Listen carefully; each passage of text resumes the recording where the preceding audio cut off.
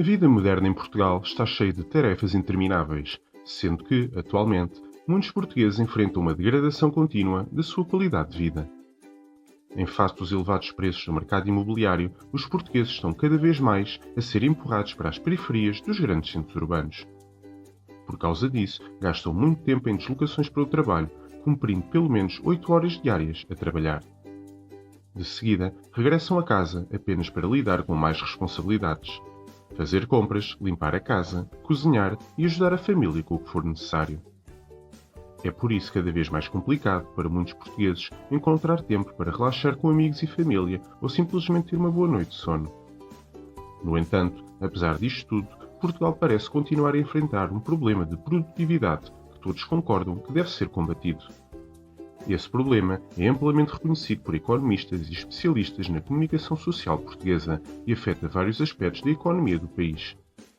Segundo dados do Eurostat, a produtividade nominal por trabalhador empregado em Portugal foi de apenas 75,7%.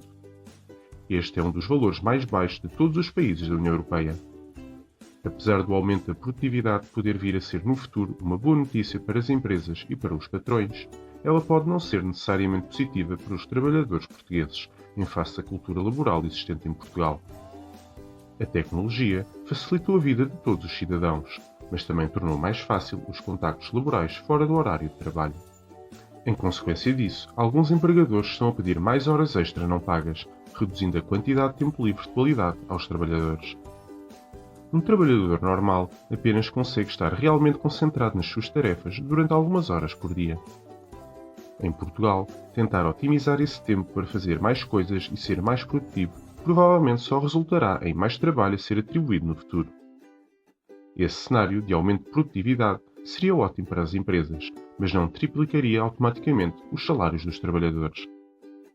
Em Portugal, ser produtivo e ter um bom desempenho pode nem sempre ser um fator decisivo para a progressão na carreira profissional. Ser demasiado bom e fazer o trabalho de vários colegas ao mesmo tempo pode ser uma das principais causas para não ser promovido pelos patrões portugueses, porque seria difícil depois substituir esse perfil de trabalhadores. Por outro lado, a produtividade excessiva pode levar à ansiedade e deixar as pessoas mais estressadas e financeiramente pior, podendo produzir piores resultados para todos. Os donos das empresas tipicamente são pessoas muito ocupadas, mas não é justo comparar pessoas comuns com herdeiros ou empresários bem-sucedidos, pois estes frequentemente têm assistentes e outros empregados para cuidar das suas necessidades. E se a produtividade aumentar, então estes donos das empresas irão viver cada vez melhor. De acordo com o relatório Global Wealth Report 2024 da UBS, Portugal teve um aumento de 3% no número de milionários entre 2022 e 2023. Em 2023, são já quase 172 mil pessoas em Portugal que têm um património líquido superior a $1 milhão, ou seja, cerca de 920 mil euros ao câmbio atual. Muitos dos donos das empresas pertencem a este grupo de milionários, pelo que mesmo que passem longas horas no escritório, têm tudo o resto na vida tratado. Já no caso dos trabalhadores, ter empregadas em casa para cuidar das tarefas domésticas e das crianças é um luxo que a maioria não pode pagar. Por isso, se não se preocupa realmente com quanto mais dinheiro pode dar a ganhar ao seu empregador, então o melhor é levar as coisas com mais calma e pensar em estratégias financeiras alternativas. Não existe nenhum problema em não ser a pessoa mais produtiva a trabalhar por conta de outrem em Portugal, pois provavelmente esse não será o caminho para o enriquecimento e para atingir a liberdade financeira. Atualmente, a maioria dos trabalhadores portugueses que têm um emprego estável numa empresa de média ou grande dimensão considera-se como pertencendo à classe média. No entanto, isso pode não ser de todo verdade. O conceito e definição de classe média é muito vago e tem vindo a mudar significativamente ao longo do tempo. Segundo a OCDE, a classe média engloba todos aqueles que ganham entre 75% e 200% do rendimento mediano nacional. Isto significa que uma pessoa que ganha entre cerca de 700 e 1.900 euros limpos mensais pertencerá à classe média em Portugal. Por isso, tecnicamente e segundo esta definição, quem ganha o salário mínimo já faz parte da classe média. Em Portugal, a classe média passou por isso a abranger quase todos os que não são ricos nem pobres, sendo uma definição tão ampla que se tornou praticamente inútil. Os empresários e os políticos gostam de segmentar a classe média como o maior bloco de consumidores e eleitores. Esta confusão pode ser útil para angariar votos ou vender produtos, mas não reflete necessariamente a realidade financeira dos portugueses. Muitos acham que são classe média quando na verdade não o são, o que pode ter implicações graves nas suas finanças pessoais. De acordo com notícias recentes divulgadas na comunicação social em junho de 2024, a Cruz Vermelha Portuguesa tem vindo a receber um maior número de pedidos de ajuda, nomeadamente por parte de famílias de classe média. Se estas pessoas, afinal, até estão a precisar de ajuda financeira e alimentar, então torna-se complicada a designação de classe média. Mesmo que cada um tenha uma definição diferente deste conceito, todos concordamos que não ter poupanças nem um fundo de emergência não é característico da classe média. Em Portugal, a ideia de uma família ser de classe média e ter uma casa e carros já pagos, bem como uma família numerosa, é cada vez mais uma miragem. Em Lisboa, por exemplo, um salário de classe média apenas cobriria, em muitos casos, uma renda de um pequeno apartamento ou de um quarto, dando para pouco mais do que isso. Comprar uma casa, atualmente, é uma decisão bastante complexa. Existe muita emoção envolvida, mas também uma grande incerteza financeira. Os preços das casas subiram significativamente nos últimos anos, tornando o mercado imobiliário um autêntico pesadelo financeiro para muitas pessoas. Muitos jovens portugueses sentem-se desanimados ao pensarem que dificilmente serão algum dia proprietários de uma casa, dados os preços astronómicos associados ao mercado imobiliário. No entanto, também podem existir histórias de sucesso. Mesmo com os desafios económicos atuais, existem pessoas em Portugal, até mesmo jovens na casa dos 20 ou 30 anos, que podem conseguir comprar e pagar as suas casas. Fora os herdeiros de famílias ricas que têm a vida mais facilitada, é possível alcançar esse objetivo desde que haja um planeamento financeiro sólido. Nesse sentido, é importante seguir algumas regras básicas quando se considera comprar uma casa. É fundamental não contrair dívidas como créditos automóveis para compra de carros ou créditos pessoais para compra de iPhones ou para ir de férias, dado que esse tipo de dívidas comprometem a capacidade financeira e investimento futuro numa casa própria. Além disso, considerar a imigração para oferecer melhores salários, realizar bons investimentos financeiros e construir um fundo de emergência com 3 a 6 meses de despesas é crucial antes de se comprometer com o financiamento imobiliário. Isso garante que pequenos imprevistos não se tornam em grandes problemas financeiros logo após a compra da casa. Por último, embora seja difícil para muitos jovens portugueses, é aconselhável tentar juntar pelo menos 20% do valor do imóvel como entrada. Mesmo fazendo tudo certo do ponto de vista financeiro, é possível que as casas com que os portugueses sonham estejam atualmente fora do seu alcance. Isto significa que terão de ser feitos compromissos significativos, como mudar para um bairro menos interessante ou até para uma localização mais distante. Comprar uma casa em Portugal é um desafio real, mas não é impossível. No entanto, quando se está endividado, sem uma reserva de emergência e se compromete com um crédito de habitação que não se pode pagar, situado numa má localização, isso pode ser extremamente prejudicial. Não só desacelera o crescimento do seu património, como traz ansiedade para a sua vida e stress para os relacionamentos. Nesses casos, comprar uma casa sem planeamento financeiro pode trazer mais problemas do que soluções. À primeira vista, Portugal pode parecer um paraíso mediterrâneo, mas para muitos jovens portugueses, a realidade cotidiana é marcada por uma série de obstáculos que atormentam as suas vidas. Para muitos jovens portugueses, o ingresso no mercado de trabalho é um verdadeiro pesadelo. O desemprego entre os jovens continua a ser elevado e os salários são muito baixos, quando comparados com o custo de vida, inclusive para os mais qualificados. A precariedade laboral é uma sombra constante sobre as expectativas de carreira dos jovens portugueses, que lutam para garantir estabilidade financeira e construir um futuro melhor. A falta de oportunidades locais muitas vezes leva os jovens portugueses a explorar horizontes além das fronteiras nacionais, sendo que a imigração em massa de talentos é uma realidade dolorosa que tem impactos profundos na economia e na sociedade portuguesa. Essa diáspora de talentos não só priva Portugal de recursos humanos valiosos, mas também perpetua um ciclo de perda de capital intelectual e criatividade que poderia ser fundamental para o crescimento económico do país. A pressão crescente enfrentada pelas novas gerações em Portugal também se reflete em questões de saúde mental e de bem-estar. A aquisição de uma casa e a formação de uma família, objetivos outrora comuns, tornaram-se praticamente inatingíveis para muitos. Os empregos disponíveis frequentemente oferecem salários em torno dos 1000 € brutos, insuficientes para poupar por uma entrada de casa ou para pagar rendas elevadas nas atuais condições do mercado imobiliário.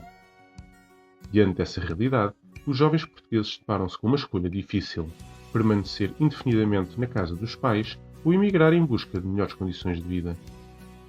Segundo dados do Observatório da Imigração, mais de 850 mil portugueses, com idades entre os 15 e os 39 anos, optaram por viver e trabalhar no exterior, representando cerca de 30% dessa faixa etária em Portugal. Esta taxa de imigração coloca Portugal como um dos países com o maior índice de saída de jovens na Europa e no mundo, um cenário preocupante diante da crise demográfica e do envelhecimento da população. A imigração não se limita apenas à busca por melhores oportunidades económicas. Muitos jovens também procuram experiências internacionais e oportunidades de carreira que não encontram em Portugal. No entanto, a migração em massa de jovens qualificados representa uma perda significativa para o país, que investiu na sua formação e educação ao longo de décadas. A sociedade portuguesa, tal como outras sociedades de países mais avançados, precisam de se adaptar aos novos tempos e de dar melhores condições de vida aos cidadãos. O modelo de estudo, vida e trabalho que seguimos hoje em dia não está adequado à realidade nem às necessidades, tanto do país como das pessoas. Do ponto de vista social, vivemos num mundo onde cada vez mais quem cria entretenimento é rico e quem produz alimentos passa fome. A vida é dura para todos e ninguém quer saber dos problemas dos outros, com exceção de família e alguns amigos, na melhor das hipóteses. A sorte é uma variável muito poderosa na equação da vida e, mesmo assim, muitas vezes, as pessoas fazem quase tudo certo e o resultado final nunca é o desejado. Mas do ponto de vista dos portugueses, nem tudo são más notícias. Quem nasceu num país desenvolvido e numa família que tem possibilidades de criar e de dar educação aos seus descendentes sem fazer muitos sacrifícios, já lhes permite começar o jogo da vida à frente de 90% da população mundial. No entanto, as gerações mais velhas de portugueses nem sempre sabiam como educar uma criança para ser um bom adulto e ter sucesso financeiro. Do ponto de vista do mercado de trabalho, a segurança no emprego e a fidelidade ao empregador eram altamente valorizadas no passado, levando a uma mentalidade de lealdade e obediência aos patrões. Havia uma expectativa social de que o sucesso se dava através da estabilidade no emprego, fidelidade e conformidade às normas do local de trabalho. Por sua vez, as gerações mais jovens valorizam mais a autonomia, a flexibilidade e o equilíbrio entre a vida pessoal e profissional. Isso torna-os mais propensos a questionar a autoridade e a procurar alternativas ao trabalho tradicional. Nos dias de hoje, quanto mais se ganha dinheiro, tendencialmente menos se trabalha. O que significa que quem mais se esforça fisicamente ou mentalmente não é quem ganha mais. Por isso, não faz muito sentido uma pessoa matar-se a trabalhar ou abdicar da sua vida pessoal por causa do emprego. Até porque, assim que por algum motivo essa pessoa deixar de ser útil para o patrão, é substituída em 2 tempos, mesmo que o próximo trabalhador não dê tanto rendimento. No que diz respeito ao mercado imobiliário, os rendimentos dos portugueses não têm acompanhado, nem perto nem de longe, os preços pedidos pelas casas. Os preços elevados do mercado imobiliário, bem como a subida das taxas de juros e o aumento do custo de vida, faz com que seja cada vez mais difícil para os portugueses comprar uma habitação no seu próprio país.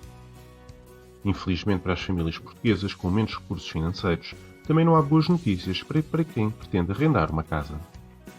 A chegada de cada vez mais estrangeiros a Portugal, que em muitos casos têm salários mais elevados e maior poder de compra, comparativamente com os portugueses, está a colocar ainda mais pressão no mercado imobiliário.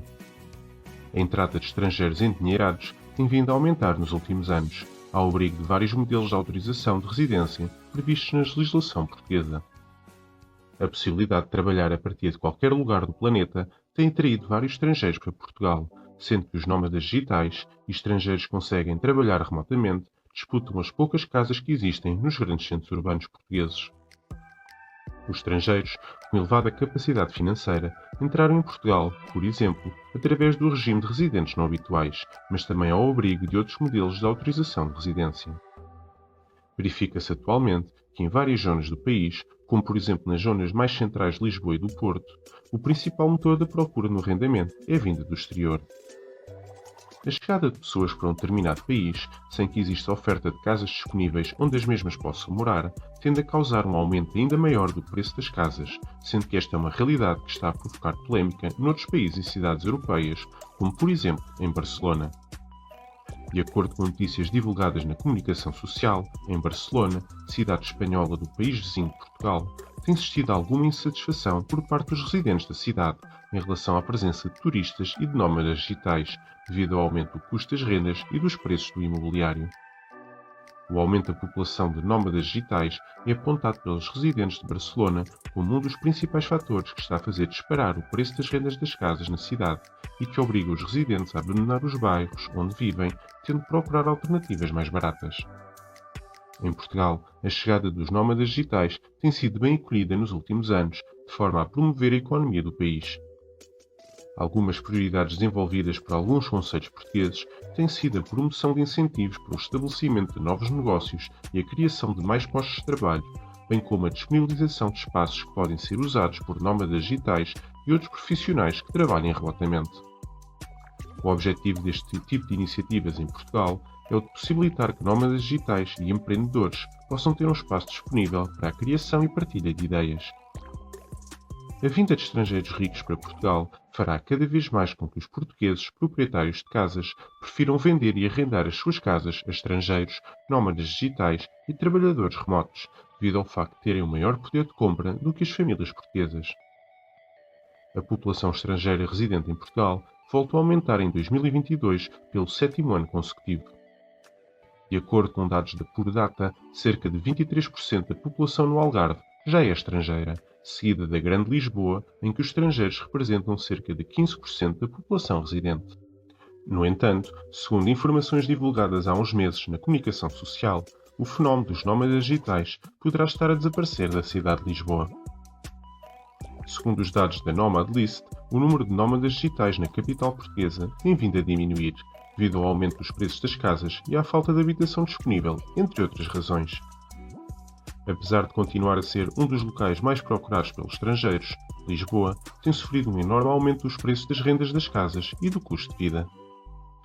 Os nómadas digitais são pessoas que utilizam as novas tecnologias para trabalhar de forma remota enquanto viajam e exploram diferentes lugares pelo mundo. Eles optam por um estilo de vida que lhes permite quebrar as barreiras geográficas tradicionais do trabalho, realizando as suas tarefas profissionais a partir de qualquer lugar, desde que tenham acesso à internet. Dessa forma, podem usufruir de uma total liberdade, podendo escolher onde querem viver e trabalhar, muitas vezes trocando várias vezes de localização ao longo de várias semanas ou meses.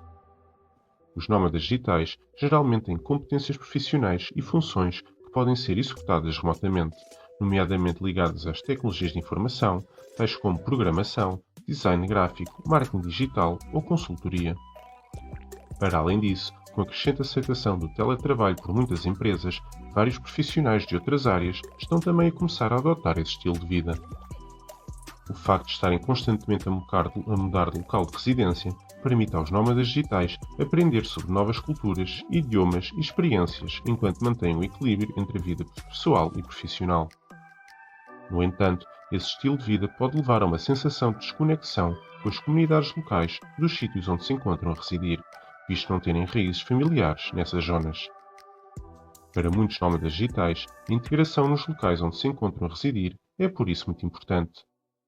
Desse modo, começaram a surgir em Portugal espaços de coworking, grupos online e eventos de networking. Essas redes oferecem oportunidades de colaboração profissional e a possibilidade de estabelecimento de novas relações e amizades entre pessoas com percursos semelhantes de vida.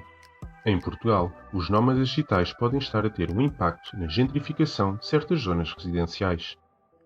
A gentrificação refere-se ao processo pelo qual áreas que anteriormente eram caracterizadas por terem rendas e casas a preços baixos passarem por transformações económicas e sociais, muitas vezes impulsionadas por investimento estrangeiro e chegada de novos residentes com maior poder de compra, o que pode resultar na expulsão das comunidades locais que residem nesses bairros há várias gerações. Quando os nómadas digitais escolhem estabelecer-se em regiões anteriormente esquecidas, a sua presença pode aumentar a procura por habitações, espaços de coworking, restaurantes e outros serviços. Isso, por sua vez, pode levar a um aumento nos preços dos imóveis e do custo de vida na zona, tornando-a menos acessível para os residentes locais.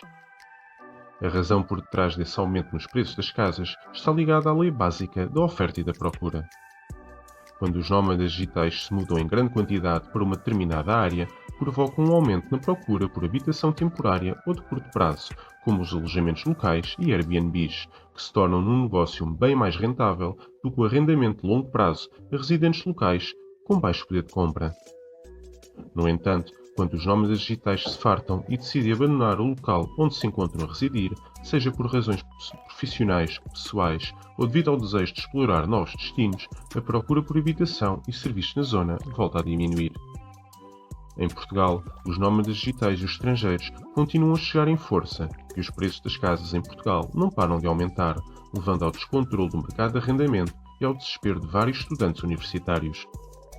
A qualidade de vida dos estudantes portugueses deslocados tem vindo a diminuir ao longo dos últimos anos, sendo que a problemática do alojamento para estudantes universitários após a sua admissão no ensino superior tem vindo a ganhar destaque em Portugal e neste ano de 2024, principalmente no próximo mês de setembro, quando começam as aulas, a questão deverá voltar a surgir na comunicação social. Todos os anos, os meios de comunicação têm sido inundados por uma série de relatos que evidenciam as dificuldades substanciais enfrentadas pelos jovens estudantes portugueses ao tentar garantir um espaço para residir durante o seu percurso académico. Muitos destes alunos encontram-se perante a necessidade de efetuar pagamentos avultados antecipadamente no âmbito do arrendamento de casas e quartos, o que torna a sua entrada no ensino superior um desafio financeiro acrescido. O início de um novo ano letivo acarreta frequentemente uma movimentação considerável por parte dos estudantes universitários, que se deslocam para diferentes cidades em procura de alojamento.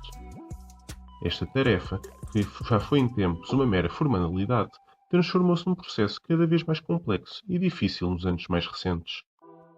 Especialmente em cidades como Lisboa, um fluxo contínuo de jovens rumo à capital tem contribuído para um aumento significativo dos custos dos quartos, atingindo uma média mensal de 450 ou 500 euros. Além disso, muitos destes estudantes vêm-se obrigados a desembolsar antecipadamente vários meses de rendas adiantadas e depósitos para a caução. Agravando esta situação, a escassez de camas disponíveis nas residências estudantis públicas leva a uma enorme competição entre estudantes e trabalhadores imigrantes pelos escassos espaços disponíveis. Tudo isto devido aos elevados custos associados à habitação. À medida que o início de um novo ano académico se avizinha, assiste-se por isso a uma corrida frenética em busca de quartos para alugar. Contudo, no mercado de arrendamento imobiliário onde a oferta não acompanha a procura, os estudantes deslocados enfrentam o desafio de conseguir habitação acessível, sendo agora também concorrentes diretos dos trabalhadores imigrantes. O preço médio para o arrendamento de um quarto tem vindo a aumentar todos os anos a nível nacional. Lisboa e Porto destacam-se como as cidades mais onerosas, com quartos a ultrapassar a barreira dos 400 euros por mês, sendo que outras cidades, como Setúbal, Faro e Aveiro, também enfrentam custos elevados. Algumas associações académicas das universidades portuguesas têm reportado na comunicação social uma crescente preocupação com a ausência de opções de alojamento estudantil a preços acessíveis, relatando também vários casos de valores excessivamente elevados praticados no mercado regulado, onde o arrendamento de habitações e quartos ocorre sem emissão de recibos formais. À medida que a pressão sobre o mercado imobiliário de arrendamento aumenta, a carência de opções habitacionais acessíveis torna-se mais evidente. Para além disso, uma nova tendência tem emergido nos últimos anos. Jovens que já concluíram os seus estudos universitários permanecem nos quartos que alugaram devido à falta de recursos financeiros para arrendar uma habitação própria. A falta de acomodações acessíveis não só prejudica o acesso e a frequência no ensino superior, como também aumenta o risco de abandono escolar, visto poder afetar o desempenho académico e a saúde mental dos estudantes universitários. A trajetória ascendente dos preços das habitações afeta o rendimento das famílias, dificultando o apoio financeiro aos filhos que ingressam nas universidades. Este cenário suscita a preocupação de que o acesso ao ensino superior possa tornar-se um privilégio de estudantes provenientes de famílias mais abastadas, à medida que Portugal poderá estar a caminhar em direção a um sistema semelhante ao dos Estados Unidos ou do Reino Unido, onde os estudantes com menos recursos financeiros frequentemente se veem obrigados a recorrer a empréstimos para custear a habitação junto às instituições universitárias onde estão inseridos. A escassez de alojamentos estudantis acessíveis tem gerado uma série de desafios significativos para os estudantes universitários em Portugal. O aumento dos preços, a falta de alternativas nas residências públicas e a competição decorrente da procura por parte de imigrantes e outros trabalhadores mais séniores contribuem para uma situação adversa que afeta não só o acesso ao ensino superior, mas também a qualidade de vida dos estudantes deslocados. Este panorama levanta questões importantes sobre a equidade no acesso à educação e a necessidade de medidas para mitigar os obstáculos enfrentados pelos jovens na procura por alojamento acessível durante o período universitário. Em consequência do aumento do custo de vida, muitos estudantes universitários e famílias portuguesas têm vindo a optar por não residir em Lisboa e nos centros urbanos e procurar outros destinos mais baratos para estabelecerem as suas vidas. Lisboa, a capital de Portugal, está a tornar-se, por exemplo, cada vez mais numa cidade de contrastes e de mudanças, e agora uma cidade que, do ponto de vista financeiro, não está ao alcance de toda a gente. Nos últimos anos, a popularidade de Lisboa tem crescido exponencialmente entre os turistas e a população estrangeira, levando a um aumento significativo no número de imigrantes que escolhem esta cidade para viver. Segundo os dados do Instituto Nacional de Estatística, Lisboa tem uma população residente de cerca de 545 mil habitantes, sendo que cerca de 20% dos habitantes da cidade são estrangeiros.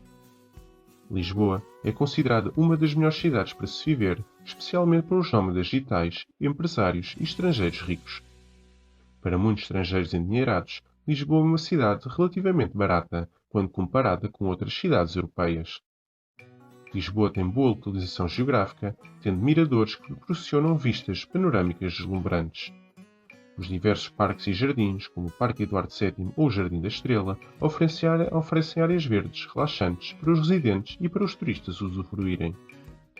A localização de Lisboa, à beira do Rio Tejo e a sua proximidade com o Oceano Atlântico tornam-a também apetecível para todos aqueles que apreciam realizar atividades ao ar livre e à beira-mar. O clima agradável, bem como a arquitetura e as opções culturais que Lisboa oferece, têm atraído vários novos habitantes e investidores para a cidade, onde conseguem desfrutar de uma excelente qualidade de vida. Todos estes fatores, e muitos outros, têm atraído pessoas com muito dinheiro e um poder de compra superior ao da média nacional, sendo que o turismo e o investimento estrangeiro têm vindo a impulsionar os preços do imobiliário nos últimos anos, especialmente nas áreas mais centrais da capital portuguesa. Outra situação que deverá chamar brevemente mais investidores estrangeiros para Portugal são os chamados vistos solidários. O novo governo português anunciou recentemente na comunicação social que Portugal planeia adaptar o antigo programa de vistos Gold para permitir que cidadãos estrangeiros que procuram obter direito de residência em Portugal invistam em habitação a preços acessíveis e em equipamentos e infraestruturas de acolhimento, projetos de integração e apoio a imigrantes em situação de vulnerabilidade. Esta nova modalidade encorajará os estrangeiros a investir em Portugal, em moldes diferentes dos que ocorreram no passado com os vistos Gold. O regime de autorização de residência para a atividade de investimento, que teve o seu início no dia 8 de outubro de 2012, permitiu que cidadãos nacionais de Estados terceiros pudessem obter uma autorização de residência temporária para a atividade de investimento com a dispensa de visto de residência para entrar em território português. De acordo com conclusões de um estudo pedido no passado pelo governo anterior, os vistos Gold provocaram o aumento dos preços das casas em Portugal e podem ter retirado o acesso à habitação aos cidadãos portugueses. Este estudo foi elaborado em 2023 por um grupo de trabalho técnico interministerial e, entre as críticas aos resultados do programa, o relatório indicou a existência de um forte aumento na procura do mercado imobiliário e relacionou esse aumento da procura com o fenómeno de despejos e abandono de residentes do centro das cidades por parte de cidadãos portugueses que não conseguiram acompanhar a subida dos preços. Ocorreu assim uma tendência para uma espécie de monopólio urbano em que os investidores tomaram as partes mais centrais das cidades, enquanto os residentes portugueses foram empurrados para as periferias. O relatório questionou ainda sobre em que medida o regime de residência para a atividade de investimento, mais conhecida por vistos Gold, retirou o acesso à habitação a cidadãos nacionais por ter havido uma diminuição do número de imóveis disponíveis no mercado residencial para nacionais e por ter inflacionado os preços dos imóveis nas zonas de maior pressão. Esta situação terá aumentado as desigualdades sociais entre as comunidades locais e os novos investidores migrantes, bem como provocado também o aumento da insegurança da habitação por uma grande parte da população que viu o seu rendimento disponível diminuir através de aumentos de renda e uma estagnação dos salários. Os vistos Gold não foram apenas destinados aos investidores imobiliários. Mas em Portugal, os investidores em imobiliário representaram 90% dos beneficiários deste programa. Este relatório, pedido pelo governo anterior, também identificou falhas na criação de emprego. De acordo com dados revelados pelo Serviço de Estrangeiros e Fronteiras no passado e constantes no relatório, é possível verificar que em 11 anos do programa Vistos Gold foram criados apenas 280 postos de trabalho. Durante este período, foram atribuídos mais de 11 mil autorizações de residência, representando 6,8 mil milhões de euros de investimento em Portugal. A possibilidade de atribuição destas autorizações de residência pelo Estado acabava por promover práticas discriminatórias, dado que apenas os estrangeiros com mais dinheiro conseguiam aderir ao programa e obter vistos de residência, enquanto que os migrantes de classes económicas mais baixas, que não tinham dinheiro, ficavam de fora.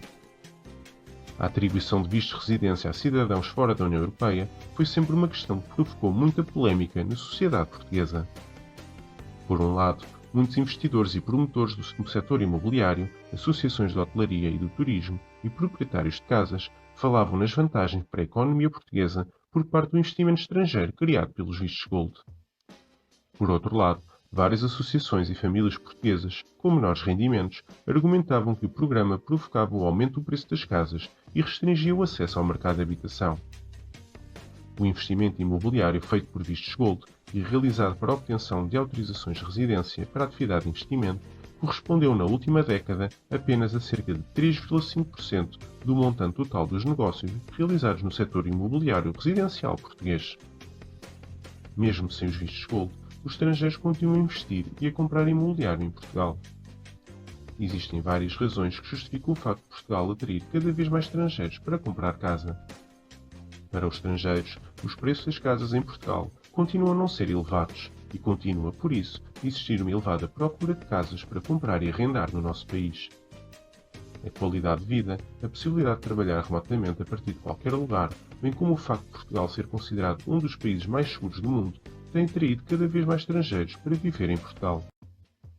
O impacto dos vistos solidários na qualidade de vida dos portugueses ainda está para ser conhecido, apesar de, à primeira vista, aparentar ser apenas uma forma alternativa de vender o país a estrangeiros, enquanto os portugueses continuam sem capacidade para comprar casa.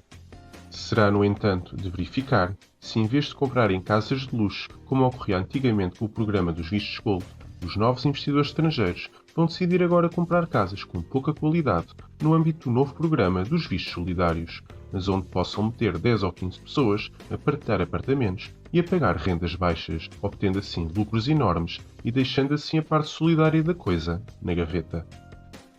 Para além dos turistas, também os reformados estrangeiros têm vindo em força para Portugal. Portugal tem vários incentivos que o tornam um excelente lugar para se reformar. Apesar da crise recente no Serviço Nacional de Saúde, o país possui um sistema de saúde de alta qualidade em termos mundiais. Além disso, é um país seguro, ocupando o 7º lugar no Índice Global da Paz de 2023. Portugal é por isso uma opção acessível para muitos estrangeiros, com infraestrutura bem equipada, proporcionando facilidade na obtenção de residência e até mesmo cidadania. Por outro lado, os portugueses são conhecidos por serem amigáveis e falarem inglês com uma fluência razoável. No entanto, o aumento do número de estrangeiros teve um impacto inegável nos preços imobiliários, que aumentaram drasticamente nos últimos anos.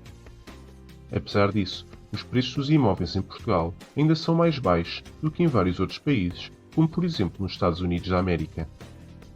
Para muitos norte-americanos, Portugal é uma pequena Califórnia, mas muito melhor e sem os problemas associados a ela.